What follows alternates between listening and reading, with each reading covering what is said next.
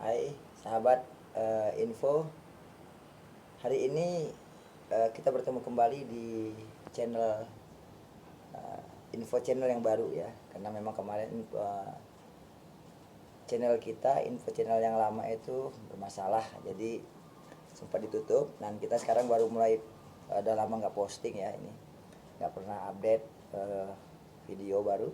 Nah, hari ini kita akan coba kembali mereview ya, merilis channel kita yang baru.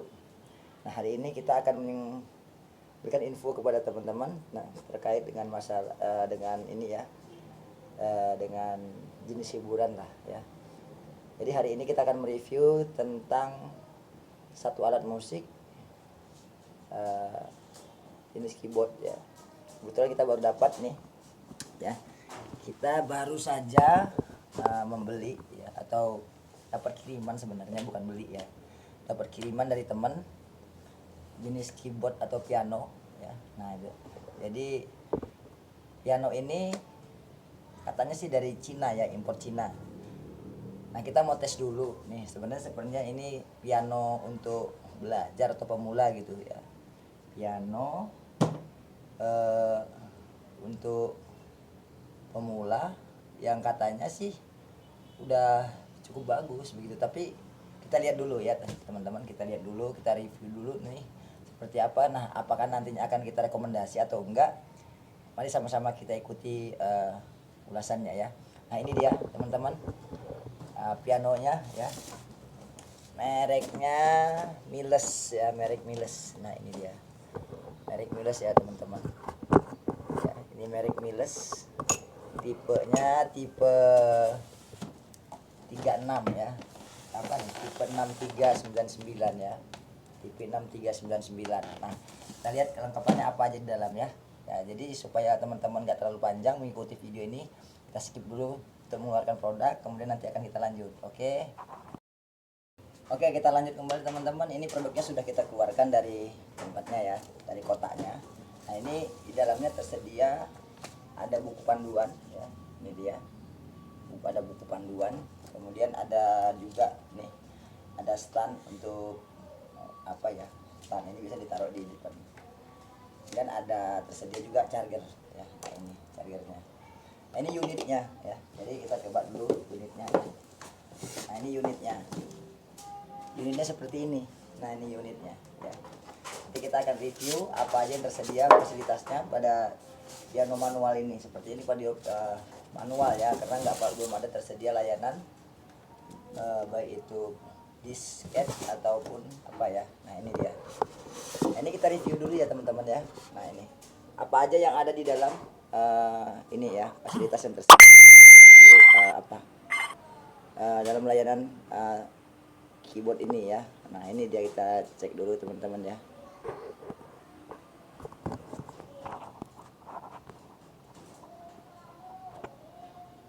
Nah, ini fasilitas yang tersedia di dalamnya ada apa? Nah, ini fasilitas yang tersedia di sini. Kita lihat ada di sini ada tombol power ya. Nah, ini tombol power.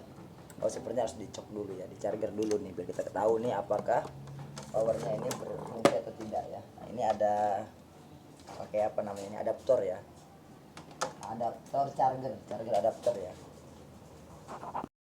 Nah, kalau kita lihat ini ya teman-teman ya, charger adaptornya ini kalau kita lihat ini pendek ya. Jadi kalau dimasukkan langsung ini ke apa?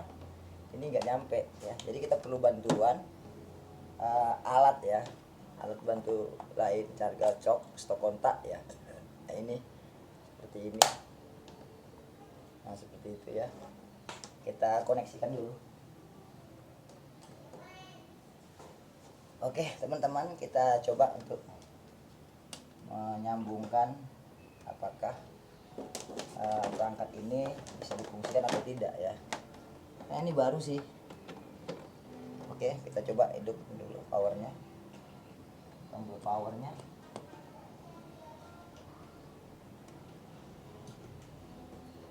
Oke, berfungsi ya teman-teman. Nah, ini kita lihat ya, teman-teman bisa lihat ini ada lampu LED LCD ya, LED LCD. Jadi lampu apanya untuk monitornya ini baru masih pakai LED LCD ya. Kalau biasanya tuh keyboard yang sudah profesional menggunakan LCD yang sudah lebih baik ya, bukan LED LCD seperti ini ya.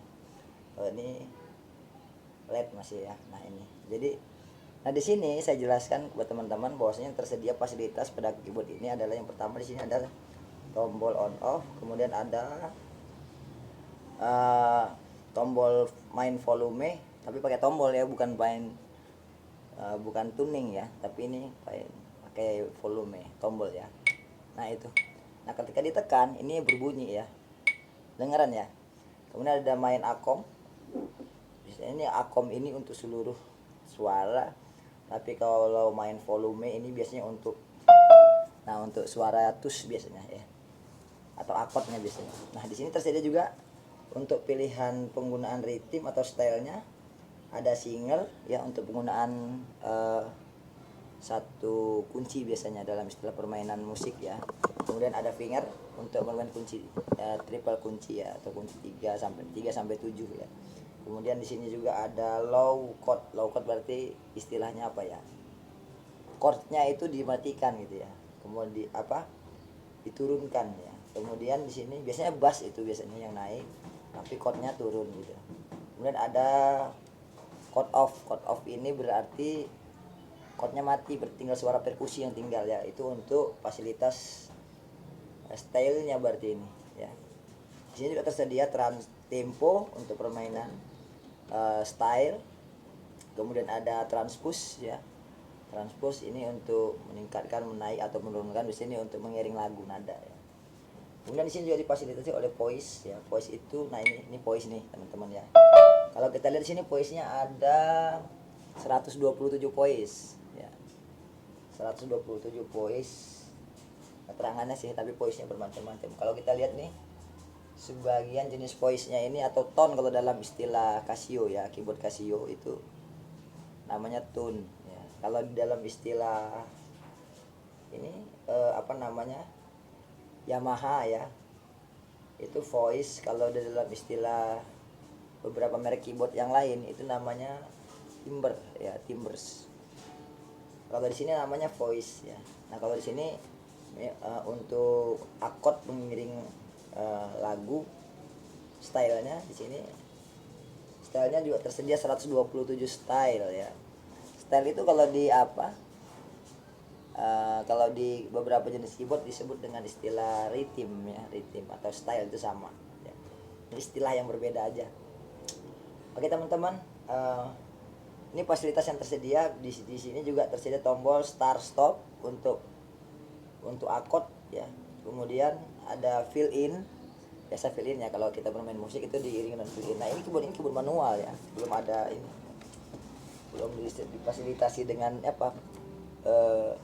disket atau MIDI ya, MIDI. Kalau kita lihat dari tombol di sininya nih nggak kelihatan ya, nggak ada nih.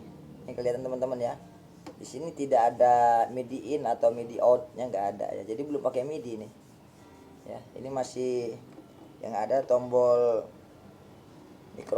mikrofon ya, mikrofon. Ini tombol speaker out ya. Nah, itu aja yang ada tersedia fasilitasnya untuk out suaranya. Kemudian di sini juga kita lihat nih fasilitas lainnya ya, teman-teman. Di sini juga sudah tersedia vibrato ya. Kalau vibrato itu kalau dipakai vibrato itu seperti pick band, karena nah di sini kita lihat pick bandnya nggak ada ya. Jadi pick bandnya nggak ada. Biasanya pick band itu di sebelah sini ya, di sebelah kiri sini ada pick bandnya ya. Kalau ini nggak tersedia pick bandnya, jadi pakai tombol vibrato ya, vibrato. Kemudian nah kedengaran ya, jadi agak lebih ngayun tuh suaranya. Kemudian ada juga tombol sustain ya. Sustain ini kalau di piano biasanya main diinjak gitu ya, di luar perangkat. Nah ini suaranya itu lebih lebih naik ya, atau lebih samar lagi, ada samarnya gitu. Kemudian tersedia juga isi dual ya, dual tone. Jadi Jadi dual tone itu biasanya kalau kita tekan satu yang suara satu ini apa namanya piano, kemudian voice yang lain kita tambahi dengan suara yang lain ya, misalnya nomor 48 ya apa string ya. Nah kemudian ditambah lagi dengan,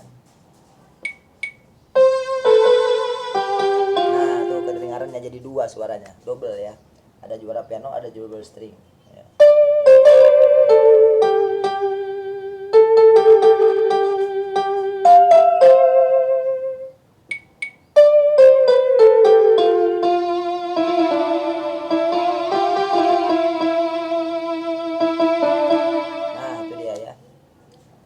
Bagus sih. Karena di sini juga ada split ya, split itu untuk membagi dua nih apa bagian daripada oktav ya. Jadi kita bisa bagi sampai di mana nih satu suara jenis tone.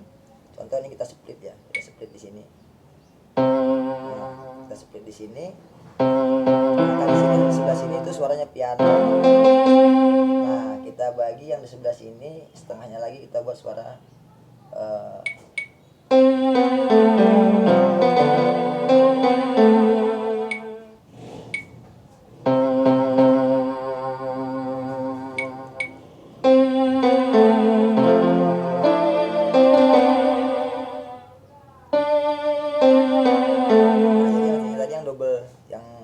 yang dual sound yang sebelah sini gitu ya. Nah itu mungkin kira-kira teman-teman yang bisa kita ulas.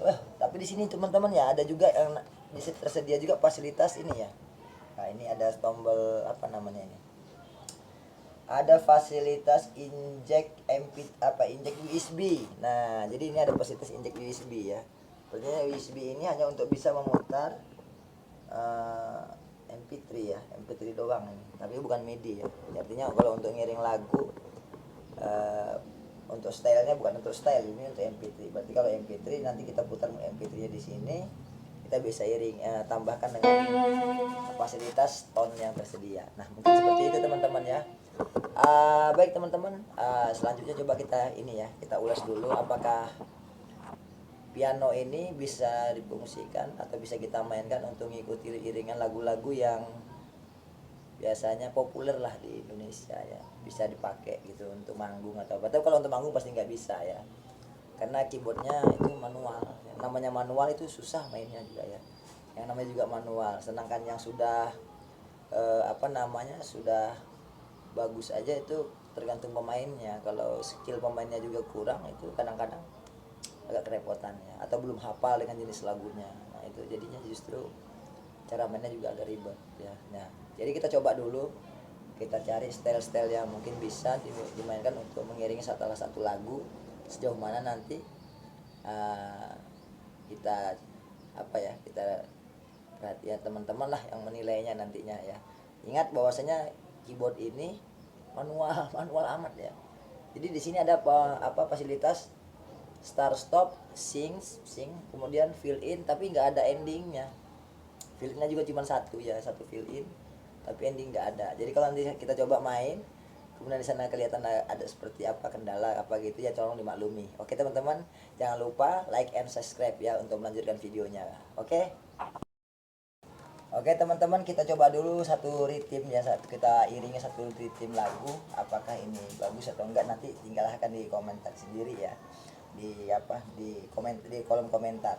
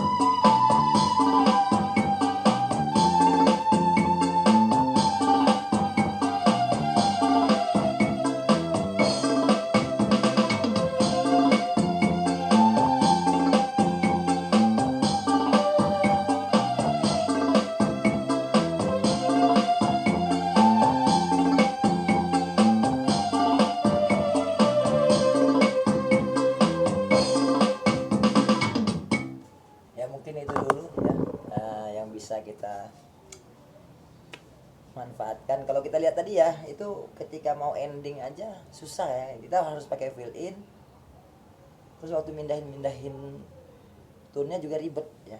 Jadi kalau masalah apakah ini rekomendasi atau tidak, kalau dari saya sih ini belum bisa direkomendasi ya. Tapi cukup untuk, kalau dari harganya, nah ini perlu ya diketahui, kalau dari harganya sih ini keyboardnya harganya, kalau kita lihat di marketplace atau di toko-toko online ini harganya 800 sampai 1.200.000. Jadi kalau dari sisi kemampuannya dengan harga yang segitu sih ya kembali kepada teman-teman ya, teman-teman info channel lah, gimana menilainya. Kalau saya sih ini belum bisa rekomendasi ya, belum bisa direkomendasi untuk teman-teman. Tapi kalau untuk tahap belajar atau untuk melatih anak-anak supaya bisa lah ya, apa namanya, lebih baik daripada main game atau main apa yang lain, saya menghadiahkan anak untuk melatih dengan karena itu lebih baik daripada bermain yang hal-hal yang tidak, yang atau kurang bermanfaat. Saya rasa itu dulu dari saya. uh, Jangan lupa like and subscribe untuk mengikuti info-info hal yang lainnya, perkembangan-perkembangan seputar apa aja yang ada ya. Silakan. Salam info channel. Assalamualaikum warahmatullahi wabarakatuh.